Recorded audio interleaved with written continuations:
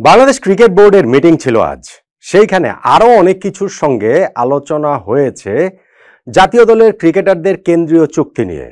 নতুন বছরের 2 মাস চলে গেছে, জানুয়ারি শেষ, ফেব্রুয়ারি শেষ, মার্চ শুরু হয়েছে, কিন্তু এই বছরের কেন্দ্রীয় চুক্তির তালিকাটা এখনো পর্যন্ত প্রকাশ করা হয়নি। আজকে যে মিটিং হলো সেই মিটিংয়ের পরও কোনো সিদ্ধান্ত কিন্তু হয়নি, মানে আমাদেরকে মিডিয়ায় অফিসিয়ালি জানানো হয়নি। কেন?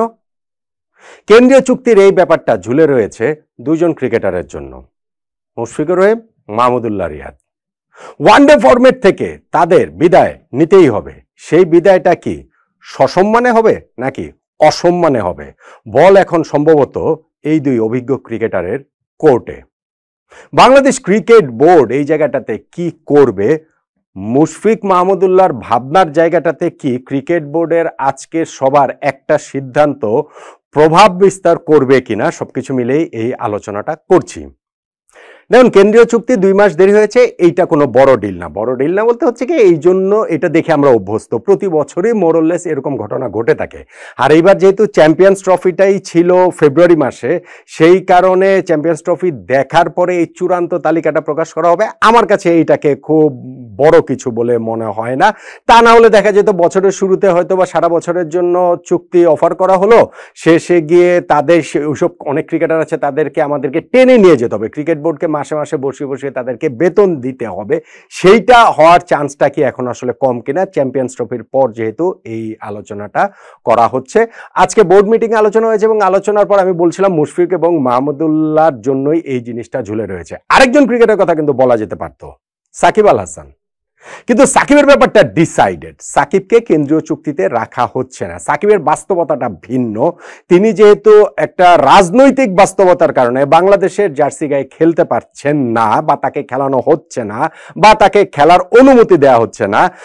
শুরুতে কিছুদিন তাকে শুধুমাত্র অ্যাওয়ে সিরিজগুলোতে খেলানো হয়েছে, এখন আর কোনো ফরম্যাটেই সাকিবকে বিবেচনা করার কোনো সুযোগ, বাস্তব কোনো সুযোগ আছে বলে আমার কাছে মনে হয় না। ফলে কেন্দ্রীয় চুক্তিতে সাকিবকে রাখা হবে না। মুশফিক এবং মাহমুদুল্লাহর কেসটা কি? মুশফিকুর রহিম যেমন তিনি টেস্টে তো আমাদের খেলেনি, টি-20 থেকে তিনি অবসর নিয়েছেন, ওয়ানডেতেও তিনি অ্যাভেলেবেল। মাহমুদুল্লাহ রিয়াদ তিনি টেস্ট থেকে অবসর নিয়েছেন, গত বছর টি-20 থেকে অবসর নিয়েছেন, এখন শুধুমাত্র ওয়ানডে ফরম্যাটে অ্যাভেলেবেল। এখন একটা আইসিসি ইভেন্ট থেকে আরেকটা আইসিসি ইভেন্টের যে একটা সাইকেলের কথা আমরা বলতে পারি। আমাদের চ্যাম্পিয়ন্স ট্রফি শেষ হয়েছে 2027 সালে, গিয়ে ওয়ার্ল্ড কাপ রয়েছে সেই অক্টোবর নভেম্বর মাসে, দক্ষিণ আফ্রিকা, জিম্বাবুয়ে, নামিবিয়াতে হবে সেই বিশ্বকাপ আরো 2.5 বছর পরে।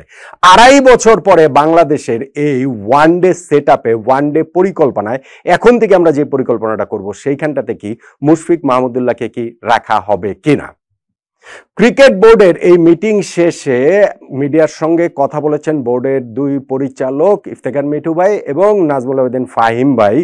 ফাহিম ভাই এই প্রশ্নের উত্তরে বলেছেন যে আসলে মুশফিক মাহমুদুল্লাহর এই বিষয়টা নিয়ে আলোচনা করা হবে এবং ওই বিশ্বকাপের হিসাবে তাদের জন্য যেটা খুব কঠিন হবে সেটা তিনি বলেছেন যে তাদেরকে প্রমাণ করতে হবে, ফিটনেস প্রমাণ করতে হবে, পারফরমেন্স দিয়ে প্রমাণ করতে হবে। আমি এটা তো খুব একটা দোষের কিছু দেখি না, যে না, ন্যাশনাল টিমে বহু বছর খেললে, জাতীয় দলের কিংবদন্তি হলেই তাকে যে একেবারে ব্ল্যাঙ্ক চেক দিয়ে দেওয়া হবে যে যতদিন ইচ্ছা ততদিন খেলবেন, বিষয়টা ওই রকম নয়। মুশফিক এবং মাহমুদুল্লাহর যে এখনকার অবস্থা, সেই জায়গাটা থেকে আমরা 2.5 বছর পরের বিশ্বকাপে ওয়ানডে ফরম্যাটে এই দুইজনকে নিয়ে চিন্তা ভাবনা করার কোনো সুযোগ রয়েছে?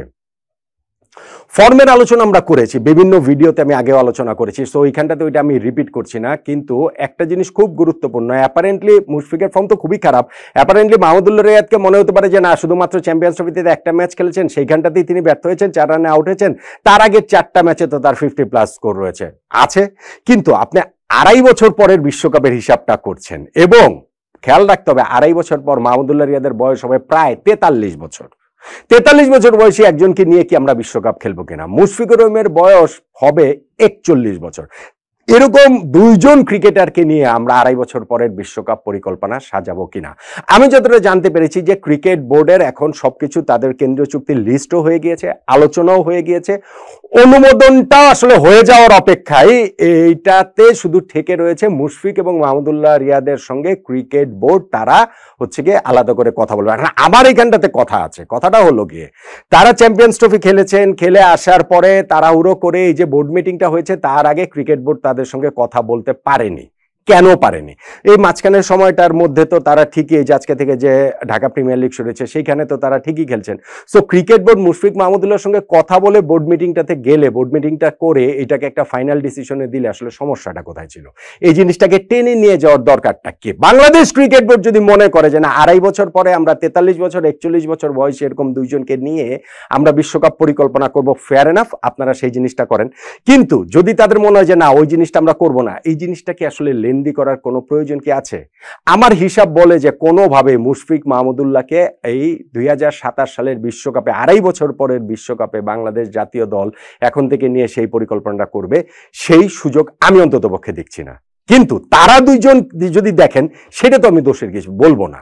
মুশফিক এবং মাহমুদুল্লাহকে আপনি জোর করে অবসর নেওয়াতে পারবেন না রে ভাই। তারা তাদের মতো করে ক্রিকেট খেলছেন, তাদের মতো করে তারা অবসর নিবেন অথবা তারা অবসর নিবেন না। বাংলাদেশ ক্রিকেট বোর্ড তাদের কাছ থেকে পরিকল্পনাটা জানতে চাইবে, এবং আমি যতটা জানতে পেরেছি ক্রিকেট বোর্ডের সেই লং টার্ম দীর্ঘমেয়াদী পরিকল্পনার মধ্যে এই দুইজনকে রাখার কোনো সুযোগ আসলে নেই। হ্যাঁ, আমাদের টিমটা এই সময় একটা ভাঙা গড়ার ভেতর দিয়ে যাচ্ছে। ক্যাপ্টেন হিসেবে নাজমুল শান্তকে তিনি কন্টিনিউ করবেন কিনা একটা প্রশ্ন, সেটাও কোনো মানে ডিসিশন ক্রিকেট বোর্ডের হয় না। আমাদের এখানটা থেকে কোচিং প্যানেলে ফিল সিমন্সকে রাখতে চান বলে জানিয়েছেন এই ক্রিকেট বোর্ডের পরিচালকরা, কিন্তু সেইখানটাতে এগ্রিমেন্টটা তো এখনো হয়নি। সেই ফিল সিমন্স আবার ওই যেই ম্যাচটাতে চ্যাম্পিয়ন্স ট্রফিতে মুশফিক মাহমুদুল্লাহ আউট হয়ে গেলেন এবং সেইখানটাতে ফিল সিমন্স ড্রেসিং রুমে গিয়ে এই দুজনের উপরে ব্যাপক রাগ ঝেড়েছেন। এমনি তিনি খুব ঠান্ডা মানুষ, কিন্তু হচ্ছে ওই অভিজ্ঞ দুই ক্রিকেটার যেরকম দায়িত্ব জ্ঞানহীন শট খেলে আউট হয়ে গেছেন, ওইটা তিনি কিছুতেই মানতে পারেননি। ফলে 2.5 বছর পরের পরিকল্পনায় তাদেরকে রাখার কোনো সুযোগ আমি দেখি না। ক্রিকেট বোর্ডকে এই জায়গাটাতে আমি বেনিফিট অফ দ্য ডাউট দিতে চাই একটা জায়গা থেকে, যে তারা সসম্মানে এই দুজনকে বিদায় দিতে চায়। মুশফিক মাহমুদুল্লাহ যদি ওয়ানডে ফরম্যাট ছেড়ে দেওয়ার সিদ্ধান্ত নেন, সেই ক্ষেত্রে তারা ক্রিকেট বোর্ড তাদেরকে একটা বিদায়ী একটা সংবর্ধনার মতো দিতে চায়। নট নেসেসারিলি সেটা মাশরাফি বিন মুর্তজার ক্ষেত্রে যেরকম হয়েছিল, যে তখনকার বোর্ড প্রেসিডেন্ট নাজমুল হাসান পাপন ভাই তিনি বলছিলেন যে মাশরাফির জন্য আমরা আলাদা একটা ম্যাচ আয়োজন করব, জিম্বাবুয়ের সাথে ম্যাচ আয়োজন করতে হলো আমাদের 1 কোটি 1.5 কোটি টাকা লাগবে। সেইটা মাশরাফির জন্য খুবই অপমানজনক ছিল, ও ওই জায়গার কমিউনিকেশনের অনেক গ্যাপ ছিল। এখন ক্রিকেট বোর্ড যে এই দুইজনের জন্য আলাদা করে ম্যাচ আয়োজন করে বিদায় দেবে, বিষয়টা সেটা নয়। তবে তারা যদি চান মাঠ থেকে তাদের বিদায় দেওয়ার জন্য, ক্রিকেট বোর্ড তারা ওই জায়গাটাতে রাজি আছে বলে আমি যতটুকু জেনেছি। এবং সেই ক্ষেত্রে ধরেন সামনে পাকিস্তানের বিপক্ষে আমাদের ওয়ানডে সিরিজ রয়েছে, সেই জায়গাটাতে তাদেরকে ওইভাবে বিদায় দেয়া হতে পারে, এবং কেন্দ্রীয় চুক্তিতে আসলে তাদেরকে রাখার কোনো পরিকল্পনা এই মুহূর্তে নাই। কিন্তু আমি যে শুরুতে একটা কথা বলছিলাম যে ক্রিকেট বোর্ডের আরেকটা ডিসিশন কি তাদের এই মুশফিক মাহমুদুল্লাহর সিদ্ধান্তের পেছনে অবসর নেয়া না নেওয়া ওয়ানডে ফরম্যাট থেকে প্রভাব রাখবে কিনা, সেটা কি? বোর্ডে আজকে ডিসিশন হয়েছে যে ক্রিকেটারদের বেতন বাড়বে, ক্রিকেটারদের ম্যাচ ফি বাড়বে।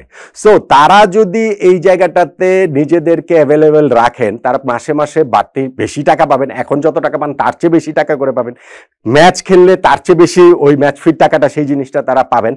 এই জায়গাটার কথা কি তারা আসলে ভাববেন কিনা, ভেবে তারা আরো কিছুদিন বাংলাদেশ ক্রিকেট দলের সঙ্গে ঝুলে থাকবেন কিনা?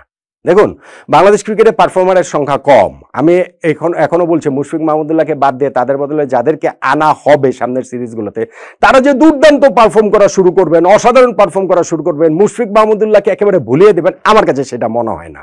কিন্তু একই সঙ্গে আমি মনে করি 2.5 বছর পরের পরিকল্পনার জন্য তাদেরকে পর্যাপ্ত সুযোগ দিয়ে তৈরি করে রাখাটা গুরুত্বপূর্ণ। তা যদি না হয়, সেই ক্ষেত্রে মুশফিক মাহমুদুল্লাহ এখন তারা অবসর নাও নিতে পারেন, তারা অপেক্ষায় থাকতে পারেন অন্যদের ব্যর্থতায়, তখন আবার তারা চান্স পেতে পারেন। ঠিক যেমন ভাবে তারা চান্সে ছিলেন যে পাকিস্তানের বিপক্ষে লাস্ট ম্যাচটাতে যদি কোনো কারণে তারা কেউ ভালো খেলে ফেলেন অথবা দুজনেই ভালো খেলে ফেলেন, সেই চান্স তো ছিলই। সেই ক্ষেত্রে পরের বিশ্বকাপের জন্য তারা নিজেদেরকে অ্যাভেলেবেল হিসাবে দেখতে পারেন বা জনমত সেভাবে তৈরি হতে পারে। আপনাদের নিশ্চয়ই মনে রয়েছে 2024 টি-20 ওয়ার্ল্ড কাপের সেই ন্যাক্কারজনক যে আমাদের বিদায়, যেভাবে আমরা সেমিফাইনাল ওঠার চেষ্টাটাই করিনি, সেইখানটাতে মাহমুদুল্লাহ রিয়াদ যেভাবে 1 ওভারের 5টা বল টানা ব্লক করে গেলেন, এরপরেও কিন্তু তিনি টি-20 থেকে অবসর নেননি, অবসর নিয়েছেন তারপরে গিয়ে ইন্ডিয়ার বিপক্ষে সিরিজে। সো আমার কাছে এটা মনে হয় না যে চ্যাম্পিয়ন্স ট্রফিতে এই জাস্ট হচ্ছে গিয়ে কোট আনকোট সামান্য ব্যর্থতা তাদের দৃষ্টিকোণ থেকে, এই কারণে তারা ওয়ানডে ফরম্যাট ছেড়ে দেবেন মুশফিক মাহমুদুল্লাহ। কিন্তু তাদের কাছে ছেড়ে দিতে হবে এমন কোনো কথা নেই। ক্রিকেট বোর্ড কি করে সেটা গুরুত্বপূর্ণ। ক্রিকেট বোর্ড তাদের সাথে কথা বলবে, ফেয়ার এনাফ, কথা বলে তাদের পরিকল্পনা জানবে, ফেয়ার এনাফ। কিন্তু ক্রিকেট বোর্ডেরও একটা পরিকল্পনা আছে, সেইটাও তাদেরকে জানাতে হবে যে 2.5 বছর পরে 43 বছর বছর 41 বছর বয়সী মুশফিক মাহমুদুল্লাহদের নিয়ে আমরা বিশ্বকাপ পরিকল্পনা করব না, ফলে কেন্দ্রীয় চুক্তিতে আমরা তাদেরকে রাখবো না। এখন মুশফিক মাহমুদুল্লাহ যদি তারা এটাতে এগ্রি করেন মনে হচ্ছে কি এটা তার কোনো প্রস্তাবনার কিছু নেই, তাদের যদি মনে হয় তারা অবশ্যই নেবেন, ক্রিকেট বোর্ড তাদেরকে সসম্মানে বিদায় দিতে চায়। আর যদি তারা সেটা না করেন তাহলে বাংলাদেশ ক্রিকেটের এই দুই কিংবদন্তিকে আসলে ওয়ানডে ফরম্যাট থেকে, মাহমুদুল্লাহর ক্ষেত্রে তো আসলে সব ফরম্যাট থেকে, আগের দুই ফরম্যাট থেকে যদি বিদায় নিয়েছেনি, অসম্মানেই বিদায় নিতে হবে বলে আমার মনে হচ্ছে। বাংলাদেশ ক্রিকেটের বৃহত্তর স্বার্থে বড় ছবিটা যদি আমরা দেখি, 2.5 বছর পরের ওয়ানডে বিশ্বকাপের হিসাব যদি আমি করি, তাহলে এই দুজনকে নিয়ে এগোনোর কোনো সুযোগ আমি অন্তত দেখতে পাচ্ছি না। আপনি কি বলবেন, কিভাবে বিদায় হবে মুশফিক মাহমুদুল্লাহর, সসম্মানে নাকি অসম্মানে?